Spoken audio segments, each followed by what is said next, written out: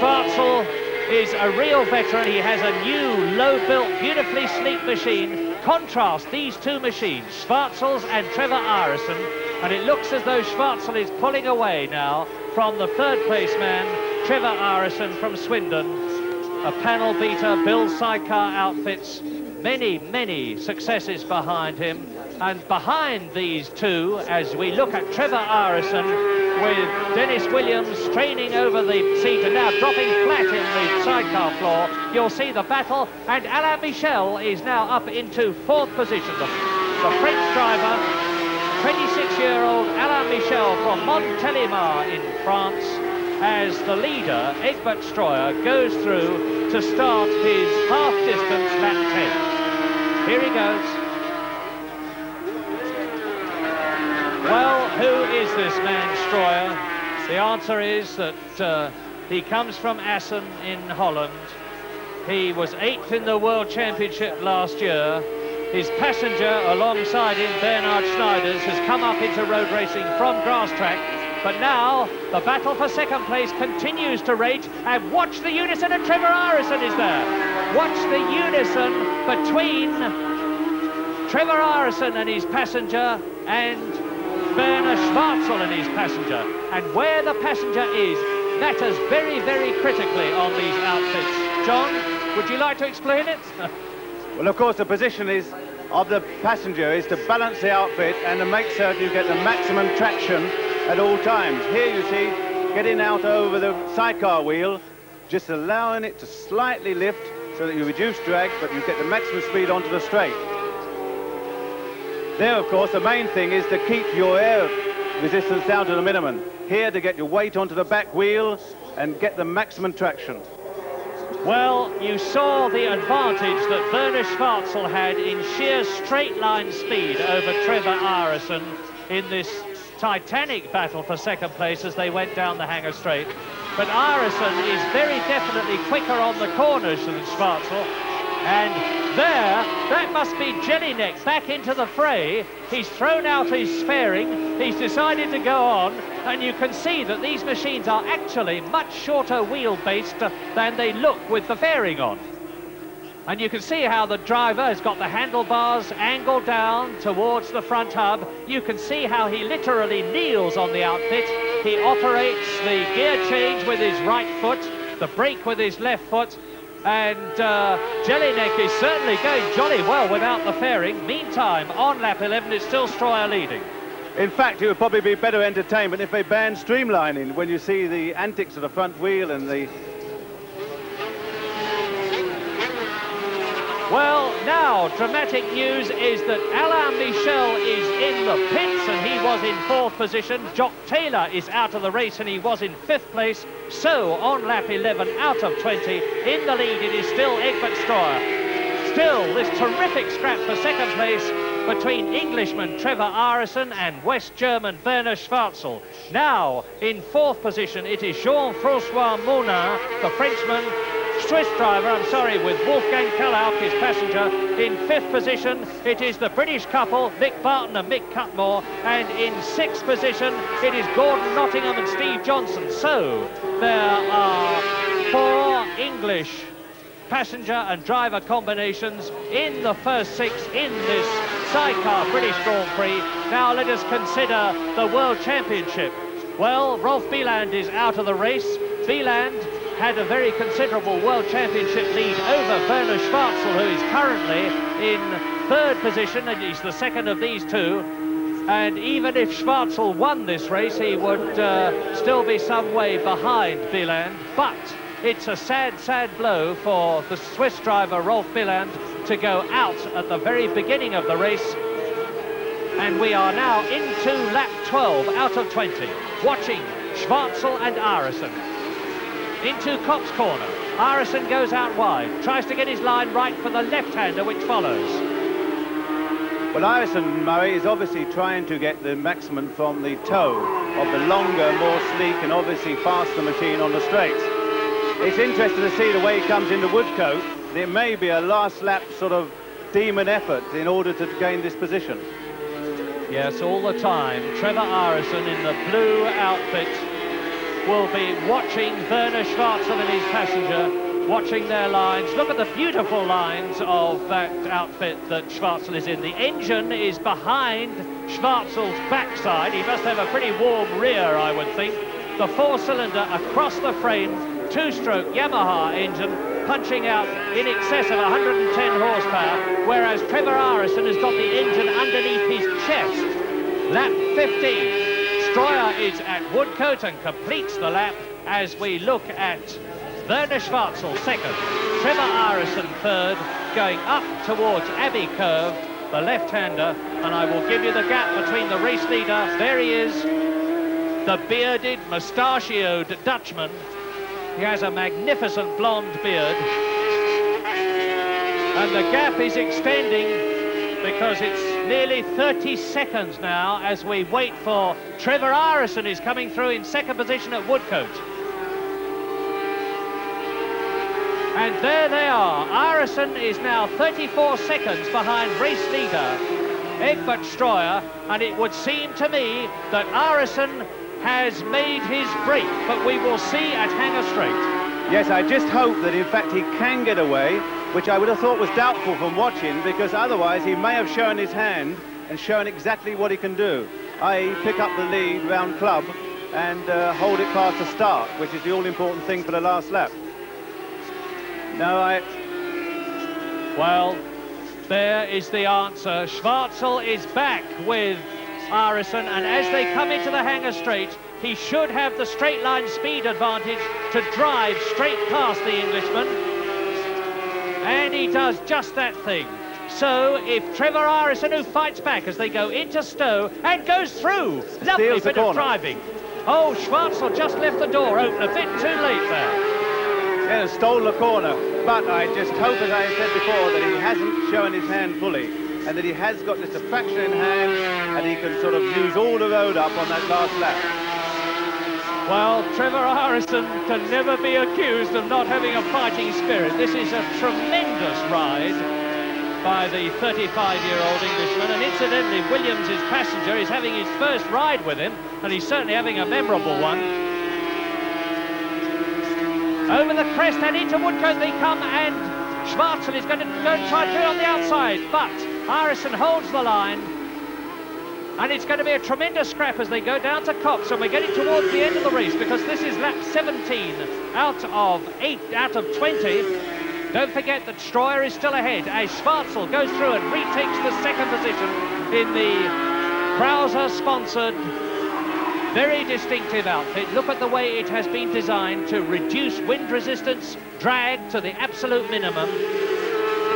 There's the engine underneath the cowling on which the number 5 is, and Schwarzel's passenger, Andreas Huber, does a little ballet movement and leans right over, gets his weight over, and where is Arison? There he is. There he is. And look, number 17, Steve Abbott, is closing right up. It's going to be a terrific scrap for second place. Now you see the second, the third and the fourth men, and Steve Abbott with Sean Smith, his passenger, in another conventional outfit like that of Trevor Arison, has really pulled the bung out, and he's starting to close on Arison, who is in third place. Now, there is the combination of Abbott and Smith, number 17. And Abbott is now in the slipstream. He's just about be getting a tow now from Arison, whereas Arison in turn is losing slightly on Stroyer. Well, Steve Abbott and Sean Smith were absolutely terrific in practicing. They were 7th fastest, having at one time been 4th fastest, and you must remember that several of the World Championship contenders are out of the race. Bill Andy's out of the race. Jock Taylor is out of the race. Alain Michel is out of the race. So that shows you how well Steve Abbott and Sean Smith were going in practice, as there, of the second of these outfits is in second place and about to lap the one that you see in front of them, and that is Werner Schwarzel, who is now on lap 18 out of 20. Behind them, Trevor Arison, and behind them, Steve Abbott. Arison is out. Arison is out after a wonderful fighting ride. Trevor Arison is out of the race, and up into third position comes Steve Abbott and Sean Smith on lap 18, and they've still got 2 laps to catch, and can they take Werner Schwarzel? Well, there in behind them is Gordon Nottingham. He is in 5th position now, and in 4th place it is Mick Barton and Mick Cutmore.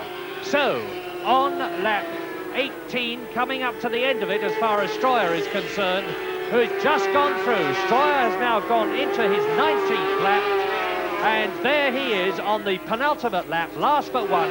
Stroyer leads, Schwartzel second, Arison out, so up into 3rd comes Abbott, up to 4th comes Barton, up to 5th comes Gordon Nottingham, and in 6th position, Dennis Bingham and his wife Julia. His wife, yes, his wife, Julia Bingham, in 6th position. The leader, Egbert Stroyer, looking like an enormous inverted streamlined bathtub with a hole punched in the bottom and Stroyer sticking out of it, and he's coming up to lap tail enders, the leader. And the gap between Werner Schwartzel and Steve Abbott, who is in 3rd position on the last lap but one, is 3.5 seconds. Well, Stroyer has undoubtedly got it in the bag. On his way to his first Grand Prix victory, Schwartzel second there. Now, number 17, when we look back, is Steve Abbott with Sean Smith alongside him. They were 3.5 seconds behind Werner Schwartzel. There's Gordon Nottingham. There's number 34, Nottingham, who is in 4th position. In 5th position, Nottingham, I'm sorry, and that's the Binghams, husband and wife, behind in 6th place. So here is a battle going on for 5th place. Stroyer well on his way now, soon to start. He's on his last lap now. There is Egbert Stroyer, the race leader, on lap 20 out of 20, coming up to pass the man who finished in 2nd in the World Championship and has been British champion, Dick Priestley, has been lapped by number 8, Egbert Stroyer. Now, the race is definitely Stroyer's, provided he can keep going for this last couple of miles or so, and I think a copybook drive, John. Well, I think it's tremendous for Abbott. Of course, this should be just a sort of encouragement he needs. It's also good to see Mick Boddice able to get back into there after that failure, in fact, on the warm-up lap. Well, he's now in 7th place. Mick Boddice, son of the great Bill Boddice, who unfortunately died just a few weeks ago, and his son is proving to be almost as good as his father. But Stroyer and Schneiders now well on their way to their first victory in a World Championship Grand Prix, the British Grand Prix here at Silverstone, with the Yamaha engine behind them, punching smoothly and truly. He's had no trouble. He's shown Rolf Bieland the way. He got ahead of Bieland when he had his trouble. Out went the Swiss driver. Up to the lead went the Dutchman. And now he is within sight of the bridge, which is within sight of Woodcote Corner, which is the last of the race for Egbert Stroyer, as Rolf Steinhausen, who has been lapped, goes through behind him. And Egbert Stroyer is going to cross the line, and he does so now, having won the British Grand Prix sidecar event. But what about the battle for 2nd place between Werner Schwartzel and Steve Abbott and Sean Smith? Well, there is Schwartzel. Let's see how far Steve Abbott is behind him. The West German streaking up to the bridge to go up to Woodcote. It's going to be a pretty close thing. It was 3.5 seconds. It is undoubtedly less than that. There in the red and white leathers is the pair who are going to be in 3rd position, and they are going to be in 3rd position because Schwartzel goes through into Woodcote. He is across the line. He's finished in 2nd place, and in 3rd place, a fine 3rd place, just under 3 seconds behind are Steve Abbott and Sean Smith. The chair, Phil Hookham, passenger leaning out over the back, trying to keep as much weight as possible on the rear tyre for the maximum transmission. Well, Ben, we can see the passenger working hard here. Perhaps you could just watch Keith Cousins and Phil Hookham go around and just tell us exactly why the passenger does what and when. He's going around the right-hander up at McLean's now, and he's really pressing his weight down in the back wheel, he's just gone down, flat down for the straight, and keeping his eye open, getting out for the chicane. And he has to be really quick to go out for the left-handers, otherwise the outfit couldn't tip over if he's not careful. So with Phil Hookham and the rest of the passengers having to work really hard, it's Keith Cousins in the lead, but now under a great deal of pressure from Barry Brindley. There you can see the passengers working as hard as Benny was saying. Teamwork between driver and passenger absolutely crucial in this sport, and it really turning into a two-horse race at the moment. Cousins just a couple of machines length ahead of Brindley, but Brindley looks as though he's going to pass at any moment. Brindley takes a glance over his right shoulder to see where the opposition is, and the opposition is a fair way behind. It's just a two-outfit dice at the moment. I reckon, Chris, he's going to have a go down in the chicane end of this lap. Brindley using all the track and a little bit more. Because he's going to use the drag going down the straight and then really try to outbrake him before the chicane. Well, they're on the back straight, and we shall see whether Benion's prophecy is right. Will Brindley have a go at the chicane using the slipstream effect? He's still sitting there in second place. Not this time, it's Cousins still in the lead, but less than the machine's length advantage. And we now see which is the quickest outfit as they go charging out towards Redgate. 3 laps completed, and Brindley goes to the inside. And Brindley, Barry Brindley from Bawtry in Yorkshire, goes through to take the lead from Keith Cousins, but there's still absolutely nothing in it. Well, that's Tony Baker and Peter Harper. They've had an excursion, and certainly that's not a very good place to park your outfit. Oh dear! Well, I think a parking ticket would have come in useful there. And there is the scrap for the lead, and they come side by side into the chicane. He's not going to manage it this time, I don't think. Not giving enough room for it. 5 laps completed now by race leader Barry Brindley, and they're side by side again. 10 laps to go, and Keith Cousins and Barry Brindley again side by side as they peel off into Redgate. And again Keith Cousins goes for the inside line, gets his outfit just a fraction in front of Barry Brindley, has to ease off the power a little bit. Keith Cousins again back in front. Did you see the sidecar wheel lift off their Benya as they came down the hill through Craner curves? I just saw that. It was a very professional forcing he did there. I was ever so surprised to see him having a go even in that corner. This is the scrap for 5th, 6th and 7th place. And Mick Barton in the middle of that bunch. Mick Barton, outfit number 13. I think Mick Bodies was in that batch as well. I'm surprised to see him that far down, actually. Well, the man at front of that group is Nick Edwards, outfit number 19. That's Nick Edwards leading this little 4-man scrap. And certainly this is a scrap that's been going along on a long time. But there is the race leader, the man who's had a fairly comfortable time. He's slowed down the pace, as you can see, because second place man Steve Webster has managed to close the gap. There, the checkered flag for the race winner. Congratulations from his passenger. A fine ride from Keith Cousins. They were able to almost cruise round on the final circuit. Second place for Steve Webster. Third for Barry Brindley. Third in the Sidecar Championship last season, and they're lying 5th in the ACU Sidecar Championship this year. Peter, today most of the riders and drivers are complaining about the cold weather. The circuit is very cold, the tyres aren't working, they aren't gripping, so this is why the lap speeds are down, so I don't think we'll see lap records broken today.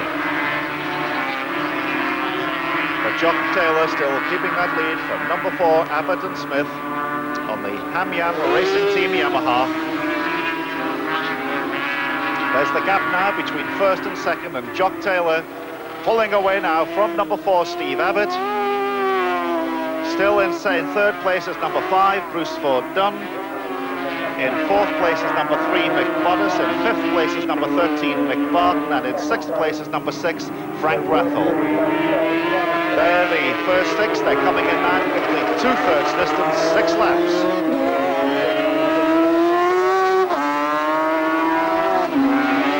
That's the second outfit across the line. Jock Taylor, number 1, still leads. And the red-hot favourite on any circuit, I would say, where sidecar racing is held, must be Jock Taylor.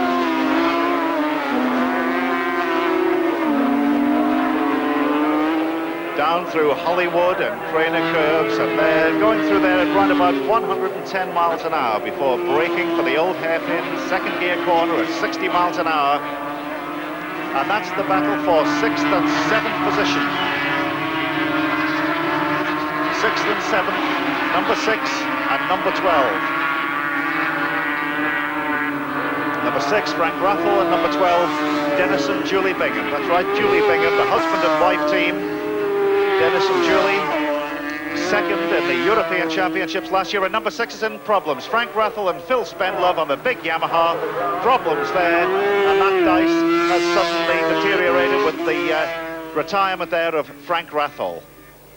That's the leader, Jock Taylor, still coming in now to complete lap number 7. Around the chicane, and he completes his 7th lap now. And the time difference between first and second is 3.4 seconds. Jock Taylor has a lead of 3.4 seconds with just under 2 laps to go. Just watch the style of the former world champion.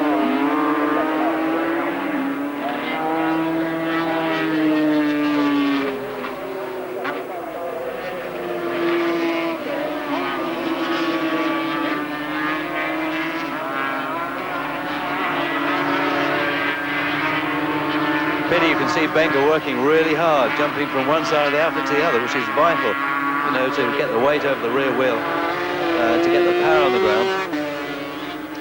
It really is poetry in motion with these two. Jock and Benga, the best of friends, and the understanding between rider and passenger is absolutely vital, Phil. Absolutely vital. I'd say one slip of the hand, the passenger's too late in getting over the back wheel, and the outfit spinning off onto the grass.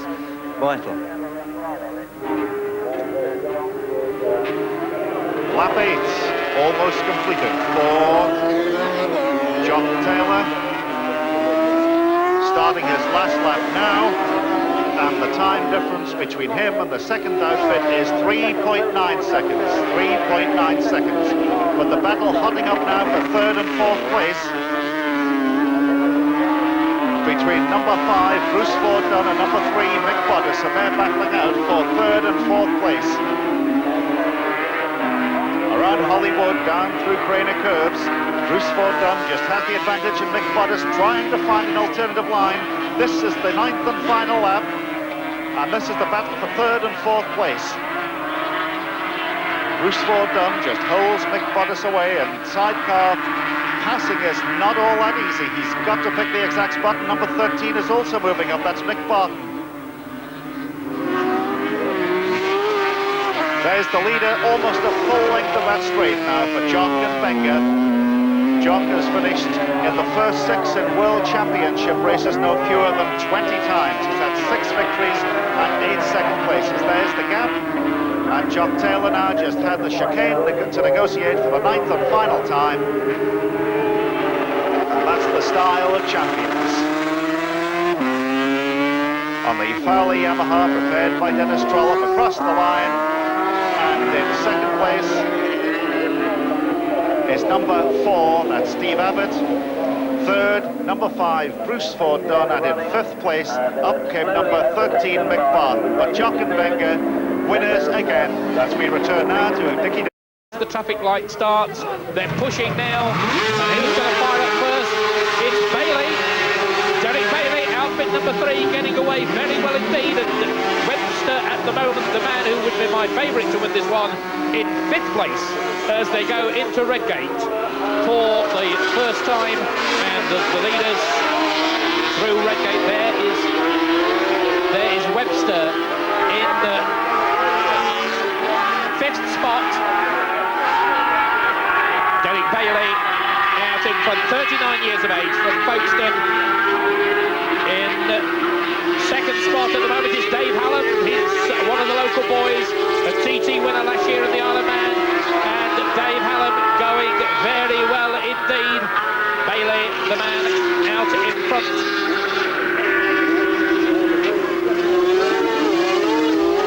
And of course this track is wet and slippery, so these outfits are going to be sliding around quite a lot, but it's a lot easier to save an outfit when it starts to slide than it is a solo. So although we should see some excitement, these gentlemen should be able to keep the outfits on the road.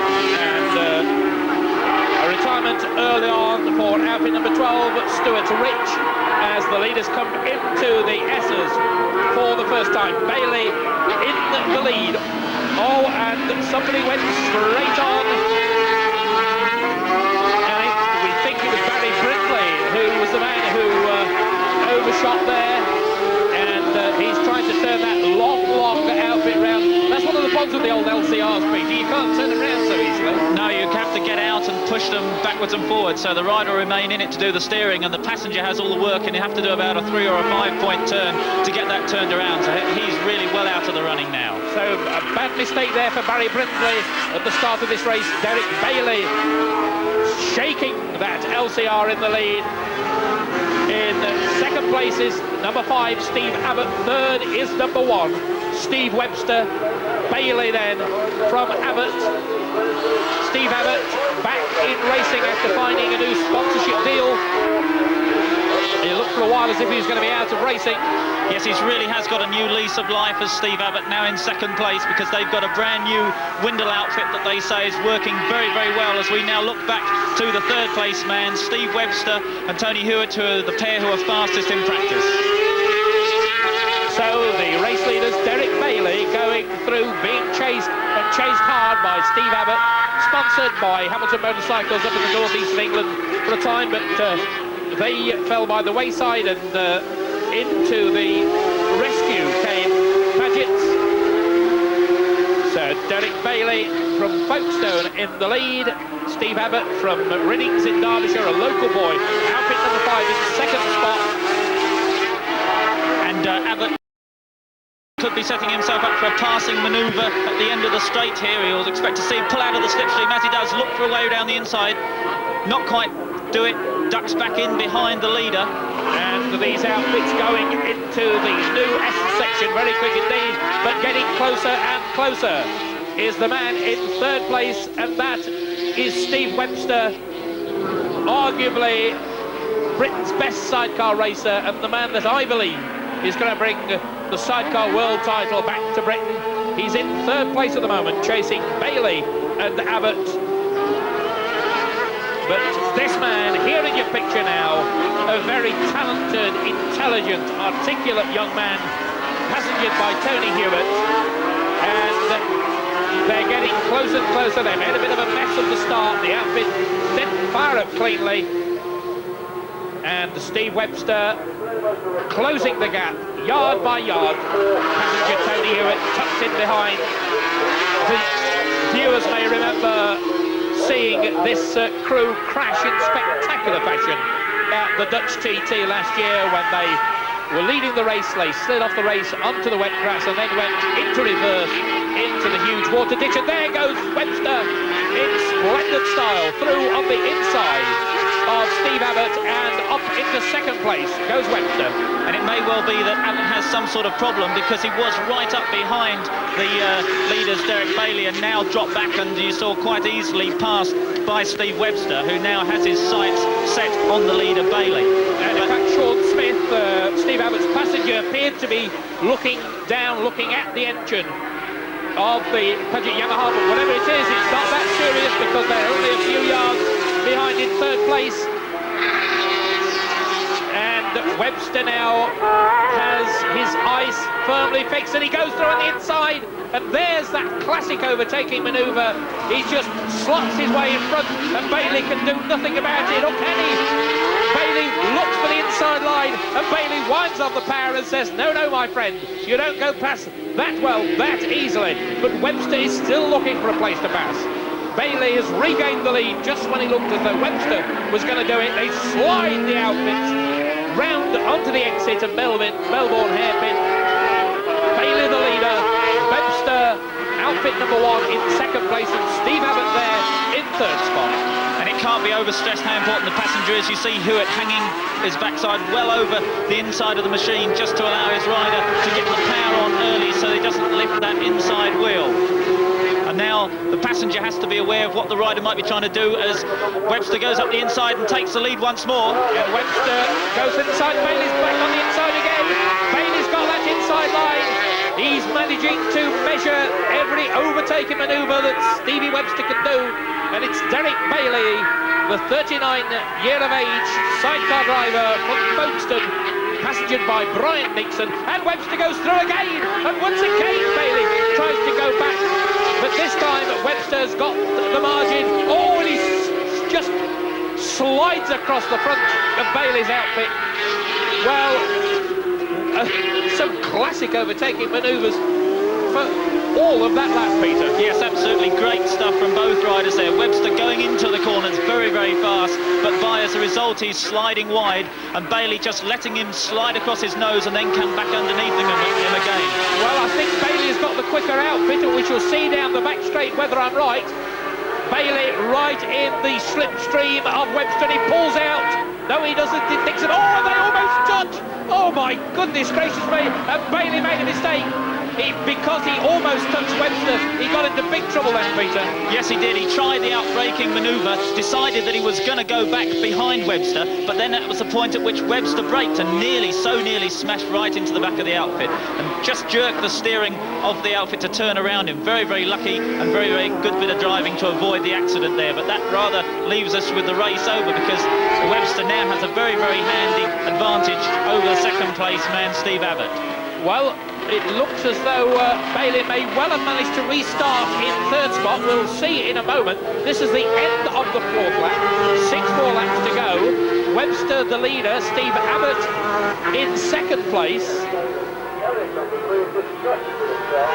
It really was getting more and more hectic as both men fought for the same piece of road, and I suppose something had to give, and that was where it happened. Well, it isn't all over because Bailey is in third place. He must have spun that outfit round like a little dodgem because he's got back on the racetrack doubly quick, and Bailey's there in third place.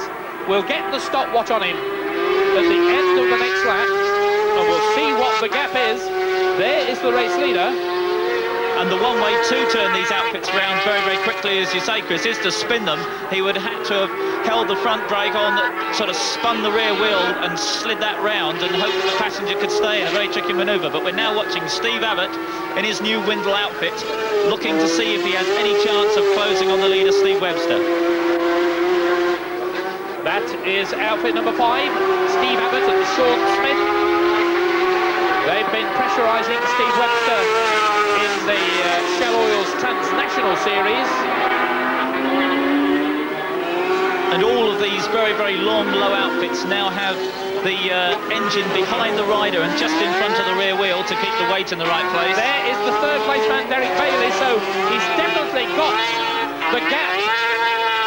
He can see those 2 outfits in front of him. There is the third place man, one-time race leader Derek Bailey. We know his outfit is very, very fast indeed. And there is Bailey in third place. But he really must be cursing his luck. He had several seizures and an ignition failure in the last couple of days, and he's really had a lot of problems. Threw together a very, very second-hand engine that he didn't expect to be fast for this race. It looked to be fast, and then he threw it all away with nearly crashing into the back of Webster's outfit. The halfway stage then, the race leader going into Redgate, and there you can see behind the second place man Abbott, and here comes the third outfit, Bailey. So Bailey's got an awful lot of work to do. 11.25 seconds, and that is an awful lot of time, but he's got 5 laps to do it in. I certainly think we can see him catch up the second place man. He was significantly quicker than Abbott earlier on and was pulling away from him when he was leading the race. So he's certainly going to be able to challenge for second, I think. Whether he can catch the lead is another thing. And the leader lapping in about 1 minute 52 seconds. And the existing Sidecar lap record set in August when this new circuit was open of 1:55.77. So the lap record has been smashed, I would say, virtually on every lap of this race. There is the second place man, Steve Abbott, with his passenger Sean Smith. And really, even if Bailey can't catch the leader, I would think Abbott's position must be a little bit at risk.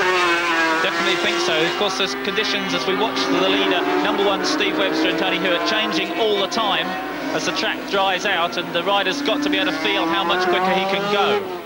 And if we watch the passenger for a bit, you can judge for yourself just how tricky his manoeuvres are. Everything's timing for the passenger. And I was talking to Tony Hewitt, he said as you come over the brow there, he just gets up suddenly out of the crouch position and gets over the rear wheel so that the rider can apply the power without the back wheel sliding. Now he's back down into the crouch position, waiting, coming up over another brow to the left-hand hairpin.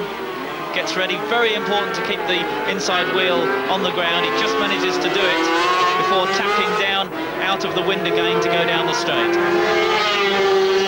Webster and Hewitt, the race leaders, looking to go around the outside, then having to change their mind because in their way was Neil Smith, and outfit number 14 is being lapped by this Yorkshire duo. And this is perhaps the hardest part of the circuit because the passenger's right over the rear wheel, then suddenly for the very, very fast left-hand has to hang right out to one side, then back across for another fast right-hander. Well, the gap between the race leader, this man,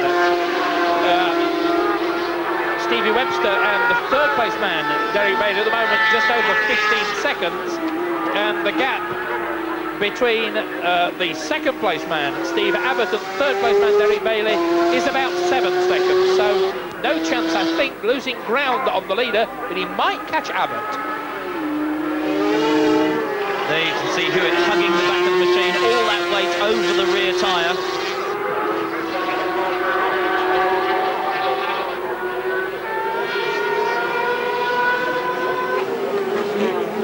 He said this new chicane that they're just approaching was very, very tricky because you couldn't see the curving as they approached, and that's the second place man, Steve Abbott.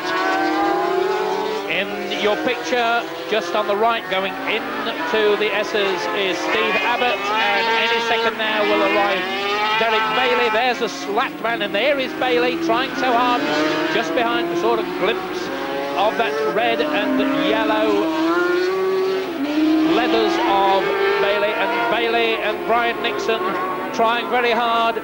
They will be bitterly regretting that mistake. They managed to salvage, prevent a near disaster, because if they'd have hit Steve Webster at sort of speed, it really would have been a nasty moment. But the price they paid for that was to lose their braking point, and they went straight on up that slip road, and Bailey now has to work so hard, and so too is his passenger Brian Nixon.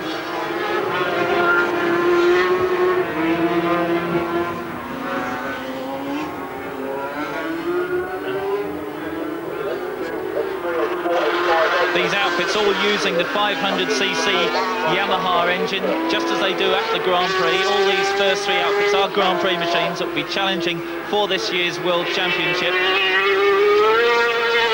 And it looks as though, in fact, that Bailey has lost ground in his battle to catch Steve Abbott as well.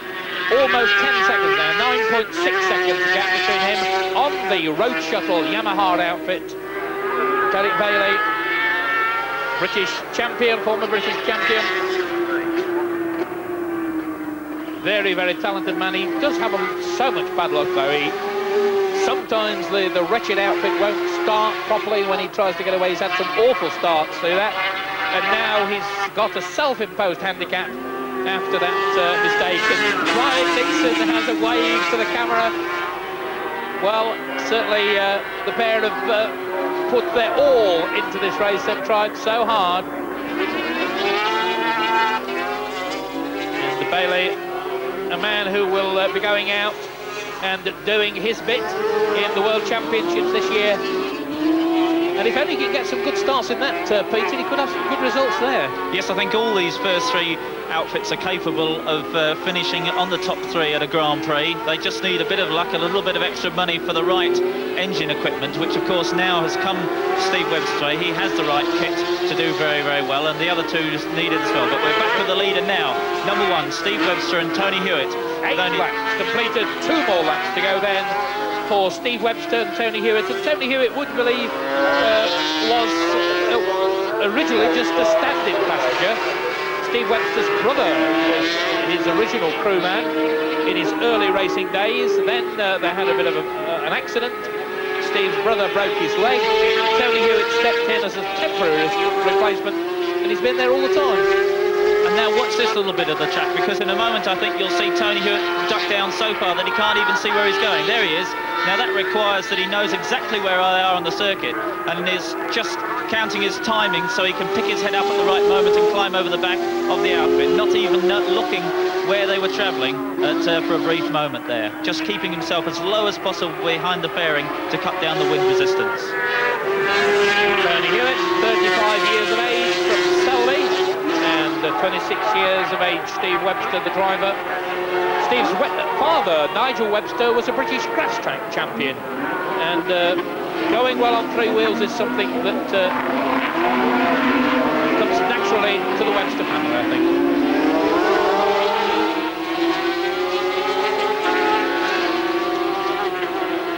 6 seconds or thereabouts the gap between Webster and Abbott in first and second place.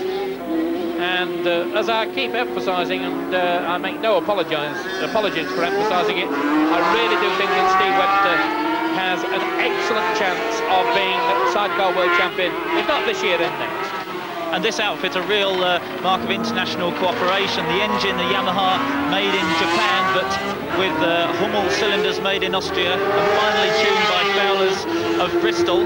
The chassis is made in Switzerland by Louis Christian, and the tyres are Avon, made in Britain. So all put together makes a very competitive package.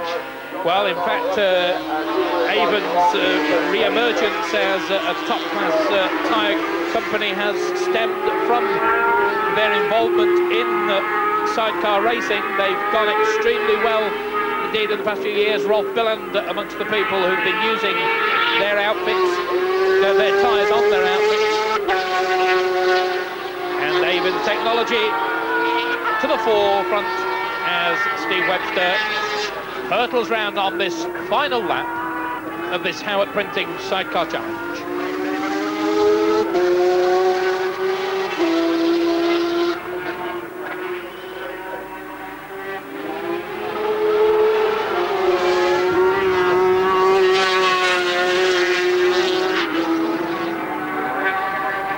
If you can imagine the amount of work that both Webster and particularly Tony Hewitt, the passenger, are doing, and consider that this is a very short race by Grand Prix standards, they'll have to keep up this amount of effort against even more competitive opposition for a full sort of 3/4 of an hour.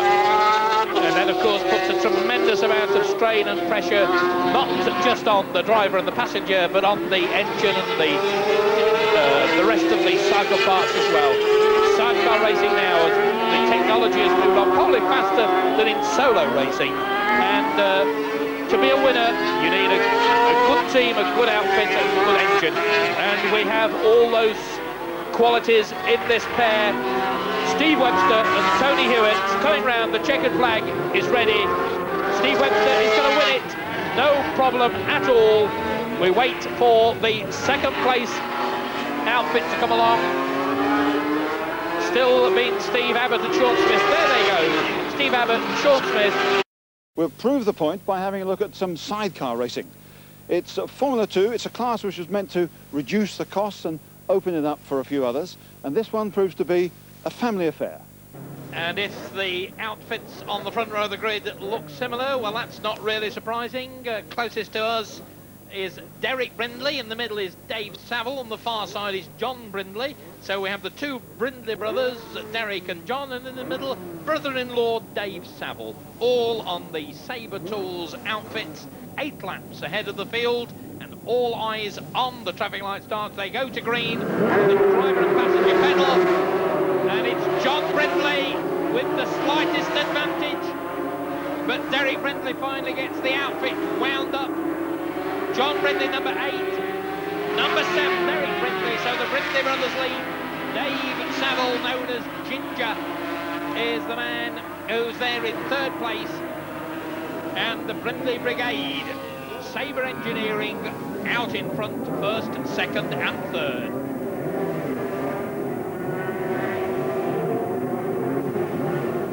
And a change out in front. It looks as though Derek Brindley has wound up the wick. And it is Derek Brindley with Nick Roach in the chair. Side by side, 3 of them. And Dave Saville was looking to go through, but he couldn't do it. Derek Brindley leads from brother John Brindley. Behind them, Dave Saville. 7 leads from 8, leads from 6.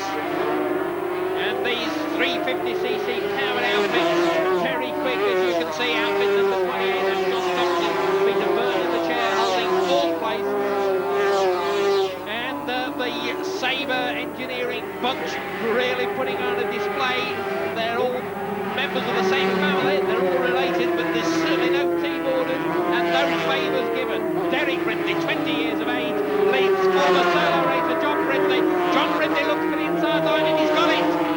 And Dave Saville was also going to go through. No, he's not. Oh, that's close. Well, I've heard of a close family, Chris, but this lot are really, really getting it close. You wouldn't catch me on one of those things. All the tea in China. No, it's a sport apart. Oh, and they were out in the rough stuff there, Keith. Well, I suppose this is closest to my new career of 4-wheel racing, but you wouldn't get me with 3 wheels, whatever happened. Not willingly anyway. And another change there. And Derek Brindley and John Brindley absolutely side by side, and it's John Brindley who comes out on top. Oh, and look at Dave Saville just pushing there. The 2 outfits made contact. And Dave Saville has to drop back. Well, he didn't have to. Nobody has to do anything in this game, do they? But he did drop back, let's put it like that. I wonder whether it was the outfits that touched or whether he touched the backside of the passenger. And part of the Snetterton bumps making life difficult. John Brindley's the one who leads. Derek Brindley in 2nd place. Dave Saville in 3rd place. And if you think this race is being staged, I can promise you it's not. And Dave Saville just slotted through there as neat as you like. And Derek Brindley, the man who everybody thought was going to win this race, is suddenly in 3rd spot. Brindley pulls out of the slipstream, looks for the inside line, can't do it, still there in 3rd spot. Well, you can see why they painted them all the same colour, because however many we lose, at least one will win. Well, the Brindleys have been key figures in the promotion of this class. This could be an interesting situation as Derek Brindley takes the lead, goes past one slow man, and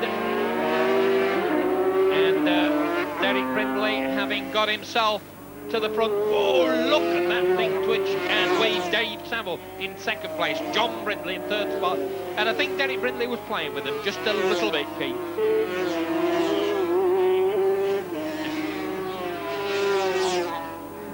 He's using all of the track right over the white line and the curves. Fantastic manoeuvres. So, 7 laps gone. They're on their final circuit. Derek Brindley, 20 years of age, with teenager Nick Roach, outfit number 7, leads. But look at this for a battle behind. John Brindley and Chris Jones trying to keep ahead of Dave Saville and Richard Crossley. And John Brindley will have to go because Ginner is mounting an attack. Dave Saville, himself, who used to be a talented solo man. I think we're definitely going to see a manoeuvre at the end of the Revit straight here, that is for sure. And Dave Saville winding up the wick, and he's going to leave his braking until the last possible minute, and he goes past. And Dave Saville just out-drags Brindley. Oh no! But John Brindley just studs it up inside Dave Saville to regain 2nd place, but it's not going to be over yet. It's going to be now or never for Dave Saville. The charge is on, they're getting very close to the checkered flag. Derek Brindley out in front, John Brindley is in 2nd place. And here it is, the battle for 2nd place. John Brindley holding off Dave Saville, and it's going to be now, and John Brindley's done it. Derek Brindley is going to win. Derek Brindley wins, John Brindley in 2nd place, Dave Saville in 3rd place. There it is then, a very happy family story. Derek Brindley, the youngest of them all, with Nick Roche coming in 1st. John Brindley, second. Brother-in-law Dave Saville, third. And in fact, there are a couple more Brindley brothers, Barry and David, both of whom ride bikes competitively. And ultimately a 500cc Krauser LCR, which costs an awful lot of money. In fact, he qualified for Europe this year, but was unable to take up the option because he did not have the equipment to do the job. Number 30 in the middle of the picture, Vic Jefford and Peter Hill, and the Paget's machine there. But there isn't any question about what you do at the time, as the green light goes and straight into the lead. That big Suzuki with its twin Weber carburetors punches off the line, and Rob Fisher and Trevor Crone in the lead. 29 years of age, Rob Fisher, 27 years of age, his passenger. Started his motorcycling career in the world of motocross, driving an outfit and then for a season passengering it, but he's leading this one. 15 laps, quite a way to go, a little under 30 miles of the Snetterton circuit in total, with Darren Dixon breathing right down his neck. The three-wheel brigade well and truly on their way. And there in the cornfield, the passenger now looking down in the long grass. Number 33 there also out of the action. Andy Westhead and Bernard Tier. They, in fact, rolled it heavily in practice as well, so they're lucky to be at the start at all. Race leader, number 14, Rob Fisher, Trevor Crone, on the big Suzuki four-stroke, all the way from Workington in Cumbria. And Darren and Sean Dixon on the Paget's Yamaha LCR. The Tony Baker chassis carrying this big Suzuki along. Beautifully turned out. The young lads put in a tremendous amount of effort.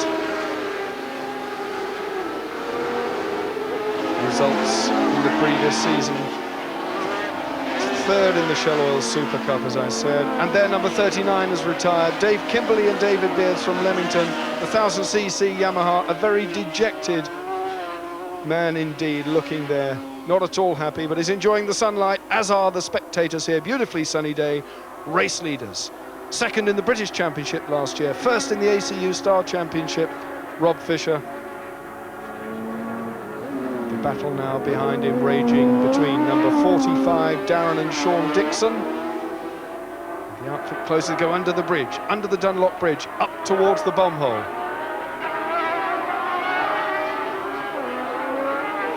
And ahead of Dixon, it's still number 30. So that's Vic Jefford and Peter Hill. So this really is a good race now. These are the front position men as Rob Fisher goes and locking up a wheel there. A bit of smoke puffing out the back, but in fact Dixon is still in third. He can't do anything about it. Darren Dixon won the Hungarian round of the European Sidecar Championship this year in his first full season back in charge of three wheels. He's coming out now of the slipstream of Vic Jefford to see if he can sneak his way past. The passengers across the back, anchoring the rear wheel down, and another one retiring there, number 46, Andy Gorton, Peter Neesham from Ripon in Yorkshire, the Yamaha abandoned in the grass. Derek Brindley and Nick Roche, number 11, in fourth place. The Formula 2 riders have turned to the big league. He's the brother of Barry Brindley, the Grand Prix campaigner, and he's in fourth. Really moving through the field now. The battle's still going on for second and third. But still, Rob Fisher, Trevor Crone on the Suzuki at the front of the bunch. Here the race leaders now, really going well. This big Suzuki is so useful here around Snetterton. It punches out at the tight turn at Russell's Bend. It has a lot of torque. It's puffing a little bit of smoke there, but no real problem. The tight left hand, the passenger out, slides the back end round under power. So Dixon is now up to second place. There is Darren Dixon, number 45, in second. So Vic Jefford and Peter Hill down into third now. These are the race leaders, number 14. A gaggle of long outfits behind them. The LCR chassis, some Windles out there as well. They're made of boxed aluminium tubular struts and an awful lot of carbon fibre and fiberglass for the fairing. Peter Hill straddling the back there, keeping the back end down. There is no suspension on the sidecar at all. The brakes are operated by the driver's foot on all three wheels. A small front brake, which is used for scrutineering as well, is on there, but basically one brake pedal operates all three wheels. Passenger has to move right and left to compensate for the driver's actions and can, to a certain extent, determine which way the outfit goes. He can be useful in braking, useful in accelerating, and certainly is very useful in cornering. Number 4 there, Clive Stirrett and Simon Pryor. So a good race now between these two. Clive Stirrett, a car accessory shop owner, number 4, holds the GP lap record at Brands Hatch on the big Grand Prix circuit. Clive Stirrett from Worthing in Sussex on the 500cc LCR, Louis Christian Racing. The Swiss-built Sidecar outfits are no more or less than a racing car with 3 wheels. The design is exactly the same. Number 45, Darren and Sean Dixon. With them now, Darren and Sean Dixon, number 45, from Folkestone in Kent. 8th finisher in the 250cc solo race, jumped off into the 3-wheeler, and he is now in 2nd place, going well, but he's being caught by the 3rd place man. Number 14, Rob Fisher, already well away now in the lead. The battle really on for 2nd. Dixon in 2nd. That's still Vic Jefford and Peter Hill, Derek Brindley, Nick Roach, Mark Reddington and Clive Stirrett down in 6th. So Stirrett has dropped back 1 place. 2nd place man now. The crowd has stayed on here to witness what is really turning out to be a superb 3-wheeler spectacle. And this new bend down at Russell's is giving them something to think about, whereas previously they would have powered through there flat out on the left-hander. It now means going all the way down to 1st gear, braking hard, turning left and accelerating out. And that is where the big Suzuki comes into its own. Number 11, Derek Brindley and Nick Roche in 4th place from Portree, the 1981 F2 champ. From the Brindley family, Sidecar racing's in their blood. And with him now, Derek Brindley, number 11, 4th place man.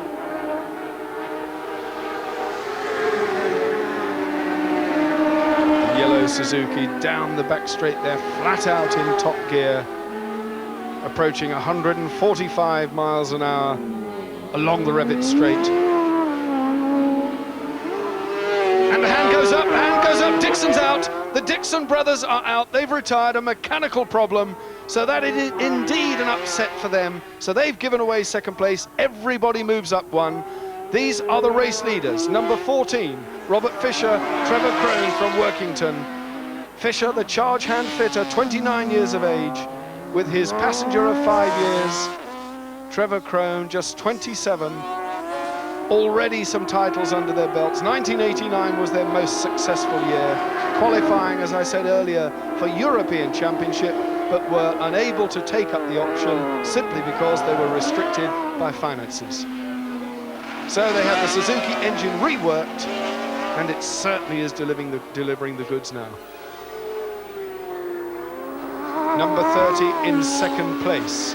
So number 30, again, Vic Jefford and Peter Hill from Leyburn in North Yorkshire on the 700cc Baker Yamaha. So a Tony Baker chassis leads. A Tony Baker chassis is in 2nd place, and Baker, of course, himself a Grand Prix Sidecar racer of no mean ability. Derek Brindley, Nick Roche up to 3rd.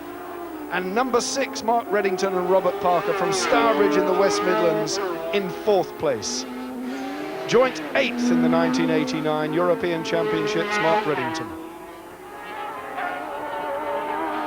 The European Sidecar Series, 1 below the Grand Prix, and it's within the reach of every good national runner to go to Europe and score some points. But of course they have to qualify, they have to be graded in order to compete. And it does seem to be the attraction. Most of them go over there and get a good result.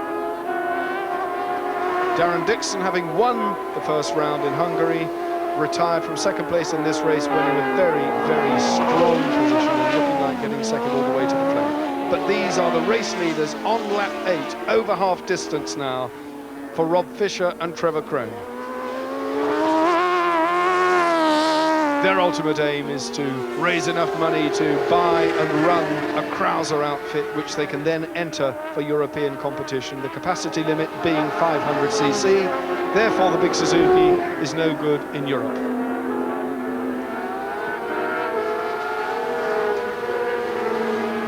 Fourth place they were graded on the European grading list. But certainly they are one of the quicker names now in British sidecar racing, and the Suzuki has proved to be so reliable, and I hope by saying that I don't tempt fate, but it's certainly going well at the front of the pack. Behind them in second place, it's still number 30, Vic Jefford, Peter Hill, but right with them now, Derek Brindley, number 11, and Nick Roach really closing. The battle is for second and third place. It's Yamaha versus Yamaha. Vic Jefford is under real pressure now from Derek Brindley. His brother Barry, of course, not around today. He's in Italy for the Italian Grand Prix. So Derek left at home to defend the Brindley family honours. Jefford's hair billowing out from the back of his helmet. He's really under pressure now. The passenger's leg flailing across, and look at Brindley closing. So Derek Brindley, Nick Roche, really piling on the coals now. 2/3 distance into the race, and that's the gap down the back straight. And meanwhile, out at the front, number 14, Rob Fisher, Trevor Crone.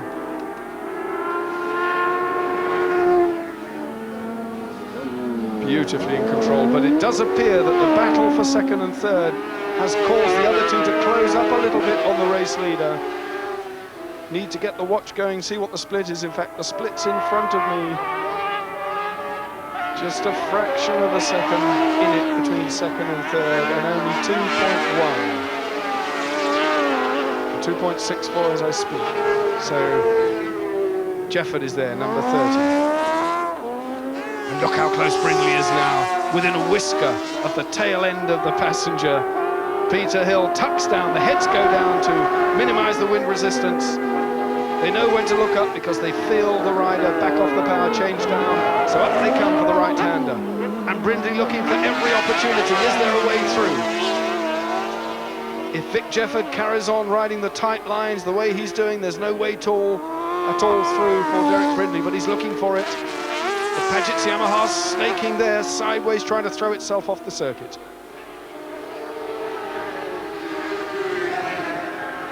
Tailenders will very, very soon be coming into the frame.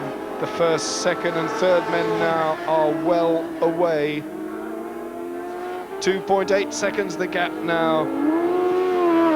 Stirrett is now up to fifth, and number 10, that's Paul Atkinson, and Tony Atkinson, the former European campaigner, is now up to sixth place. So Paul Atkinson in sixth from Knaresborough in Yorkshire, the van driver on the Cruiser LCR. The Cruiser is the German design which is applied to basically Yamaha components, and it's as used by the very, very best Grand Prix campaigners, world champion Steve Webster, to name but a few.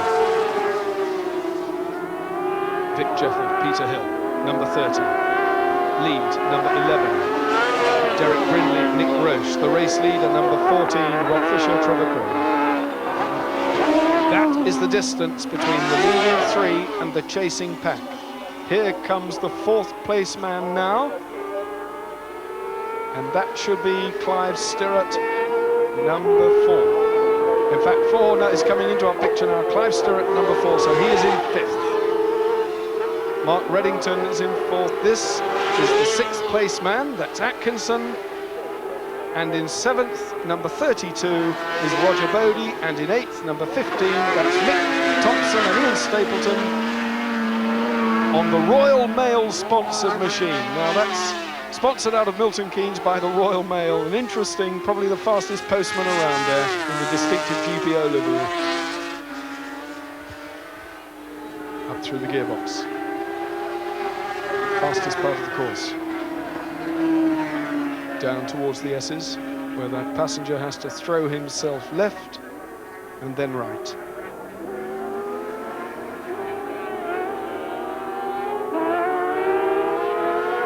Roger Bodie, Andy Peach, and Mepham in Kent, number 32, and right behind them Thompson.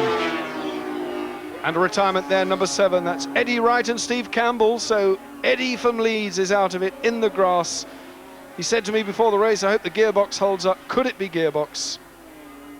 But Eddie Wright is out of it. Right out in the grass, so that's a pity for Eddie. He wasn't in the top 6, but he certainly won't finish in the top 6 now. This is the race leader, number 14, Rob Fisher, lapping number 23, Dave Molyneux and Alan Langton from the Isle of Man. So the Manxman has been lapped. He'll be more at home when the TT gets underway, but Snetterton, a very different kettle of fish. And look over the shoulder by Rob Fisher just to see where the enemy is. But he's out on his own and going very nicely. 10 points he'll get for this. Everything looking good for the next round, June the 24th at Cadwell Park of the Super Cup Series. All points count, 10 for a win, 9 for second, and so on, down to 10th place and 1 point. But still the battle raging between Vic Jefford, number 30, and Derek Brindley as they lap a tail ender. Brindley is climbing all over the back of Jefford's outfit, trying to find a way through. Number 23, and look at Brindley going for the inside line, but there's no way through. Vic Jefford smartly nips across and closes the door. The Baker chassis handling beautifully. Ahead of the LCR. And going on the left-hand side of a tail ender there, Derek Brindley looking for an alternative, but there's still no way through, and the gap is far too long for him to do anything about it. It seems that Vic Jefford's engine is just so quick down that back straight. Derek Brindley has no real answer.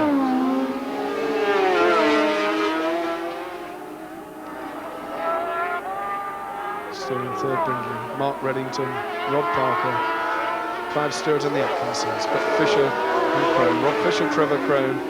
This battle for second and third place, though, it's going to go all the way down to the wire because Brindley now is attacking again on the wide line. He's going to try and chop back through, and he's having a go. We're coming right through the most difficult part of the circuit, and they have to slipstream now up the start-finish area. Vic Jefford trying to break the toe, and he has broken the toe. Brindley is too far behind. He just does not have the speed to stay close where it really matters. He's having to work hard on the tighter bits of the circuit to do anything about the man in front.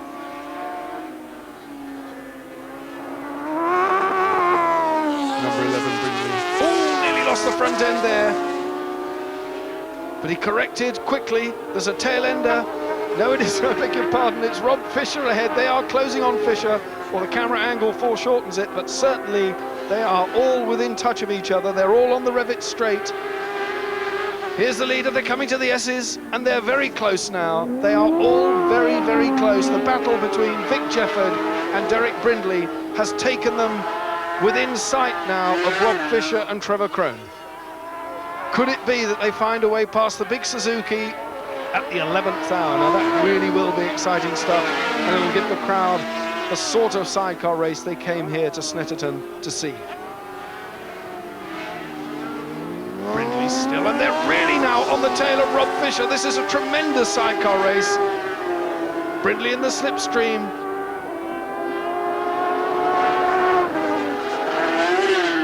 On the last lap now, and that's how close it is. They're coming up past the start-finish area into Rich's corner.